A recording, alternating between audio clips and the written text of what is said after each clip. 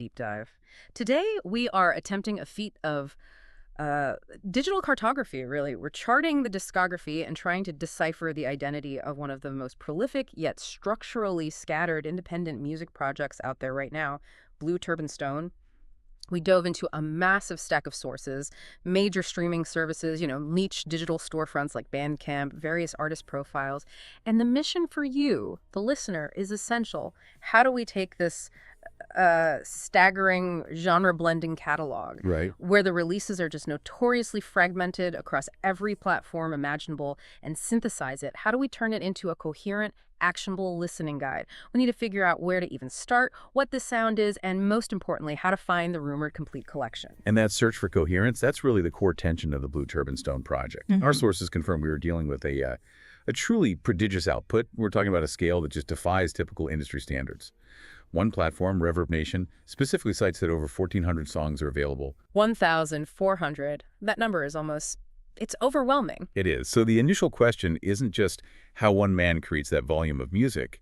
It's why this hyper-available catalog is simultaneously so difficult to classify and collect in a single user-friendly place.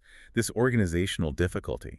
It doesn't seem like a bug. It feels fundamental to the project's independent identity and its whole approach to digital distribution. Okay, let's unpack this prodigious output then. Let's start with the architect. You can't really discuss the sound without discussing the source. Absolutely. The architect is Mark Wood.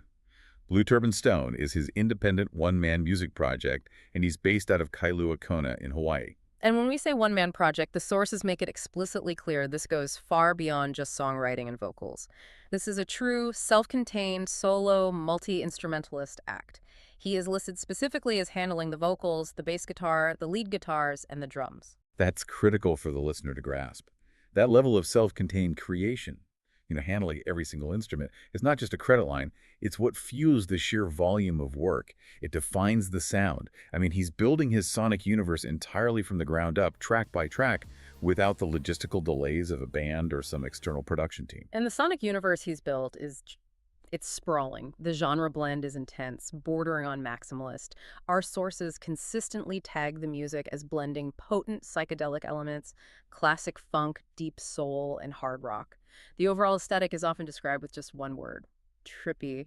It feels expansive because he's literally playing all the parts that tie those diverse genres together. What's fascinating here is how the intellectual content of the music is tagged. This isn't just instrumental groove music. The releases are densely saturated with conceptual ideas, which really reinforces that sense of a mission. We see tags like hashtag prophecy, hashtag dystopia, hashtag spirituality, and then the more niche tags like hashtag alternative and hashtag psychedelic.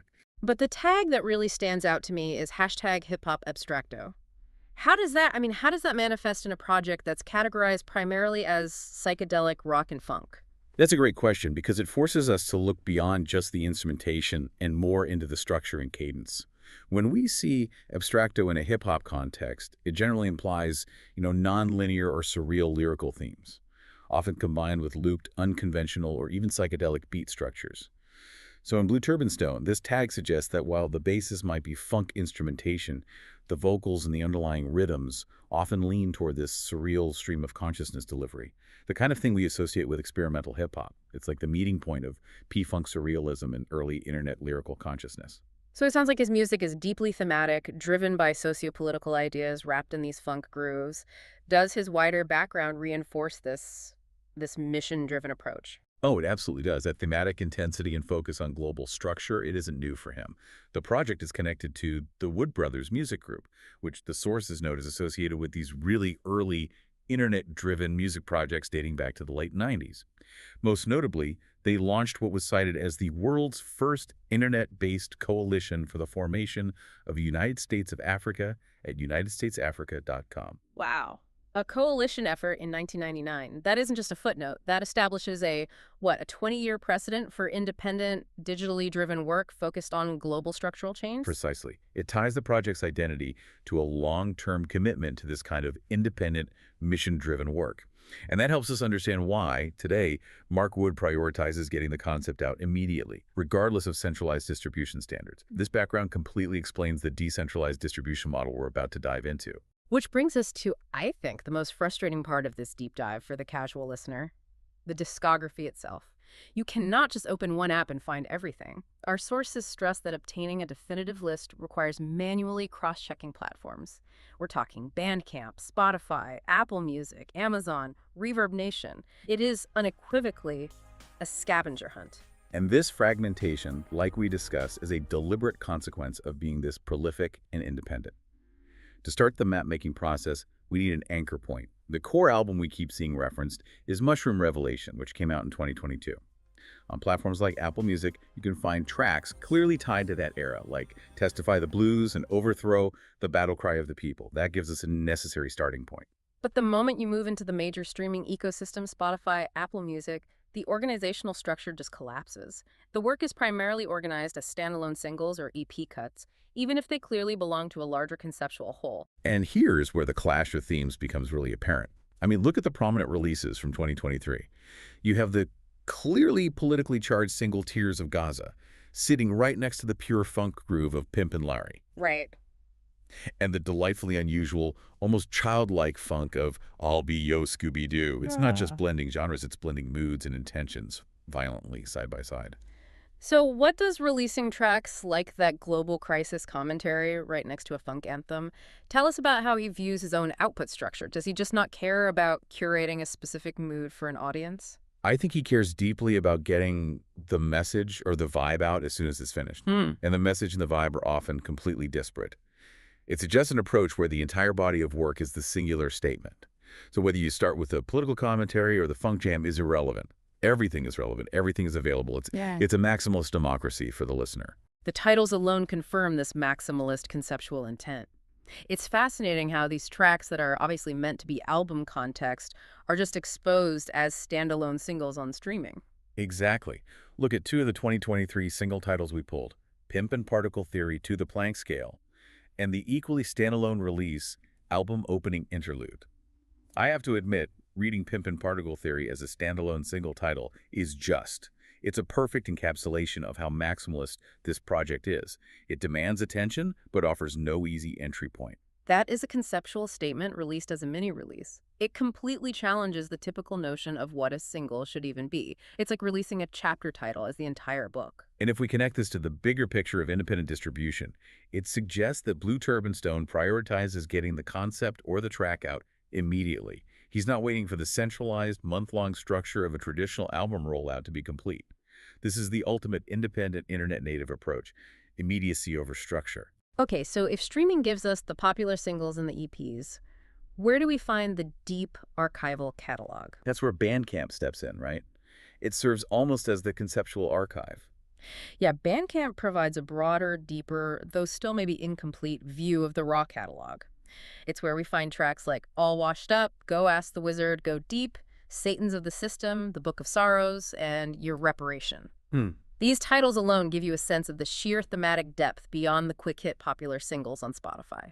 And this platform also highlights his continued, just relentless productivity with very recent, incredibly conceptual releases. Our sources noted a burst of activity with several titles appearing, often titled as short albums or conceptual pieces, all noted for release on December 16th, 2025. They certainly do, and they encapsulate the entire ethos of the project. These short albums are like concentrated philosophical injections. We see titles like Kiss the AI Ring or Play Guitar, which speaks directly to modern technological anxieties. Yeah, the threat to human creativity. Absolutely. And we also have Troubled Prophets and Left on Peyote BLVD, which clearly plays into the psychedelic rock influences. And then there's Q-Wave and Waiting for a Messiah. The sheer volume and focused conceptual naming of these releases all dropped simultaneously is remarkable. It's as if he uses the format of the short album as a conceptual canvas, not so much a commercial product. Exactly. The names reflect those deep hashtag prophecy and hashtag spirituality tags we identified earlier. It demonstrates that the core motivation isn't a traditional commercial release cycle, but rather the urgent need to disseminate these completed, densely packed concepts. That is incredible productivity, but we keep coming back to that anchor number that hangs over this entire project. 1,400 plus songs. Yeah. We found the popular singles, we found the concept albums on Bandcamp, but for the listener who wants the definitive, comprehensive catalog, where is the right map? For the listener looking for the true extent of the work, the road leads decisively to one specific platform, Reverb Nation. Our sources explicitly state that Reverb Nation provides the best overview of Blue Turban Stone. And it's the one platform cited where all 1,400 plus of his songs are available. So Reverb Nation is the key. That's the key to unlocking the true breadth of this archive. That is a critical piece of information for the deep diver out there. It is. It's the definitive starting point, the centralized hub in a decentralized network. Now, we've covered the audio archive, but the sources also point out that the visual and the performance aspects are absolutely key to understanding the sheer scale of the one-man band concept. That's right. The videos are kind of the missing link that validates the claims. Blue Turban Stone maintains several lifestyle and performance videos, mainly on YouTube and social platforms. The sources stress these videos are crucial because they show the architecture of the sound in motion. They prove the multi-instrumentalist role is literal, not just a studio trick. Exactly. You see Mark Wood handling the bass and the lead guitar parts, sometimes layered, and the drumming is often clearly visible as a solo performance. These aren't just studio cuts. They are documents of the creative process. And this often happens against the backdrop of a strong psychedelic visual aesthetic, emphasizing that trippy nature we mentioned earlier. So if you're searching for the optimal visual experience, the sources suggest specific search terms. Look up Blue Turban Stone Live, or, even better, Blue Turban Stone Trip 1080p. That emphasizes the high-definition visuals and the immersive psychedelic nature this project is known for. We also noted the existence of longer-form performance video albums. There's a continuous performance-style video uploaded to YouTube. It features the first 10 tracks of the latest Blue Turban Stone video music album. This further blurs the line between a traditional album release and a live, visual document of the creation process. It's a very modern, internet-native way of presenting music that acknowledges the visual needs of contemporary online consumption. This has been a true journey across the digital distribution landscape. So what does this all mean for the listener trying to engage with this massive catalog? Well, we've established that Blue Turban Stone, led by Mark Wood in Hawaii, is a self-contained musical universe. It's defined by its blend of psychedelic funk and rock, coupled with intense socio-spiritual themes.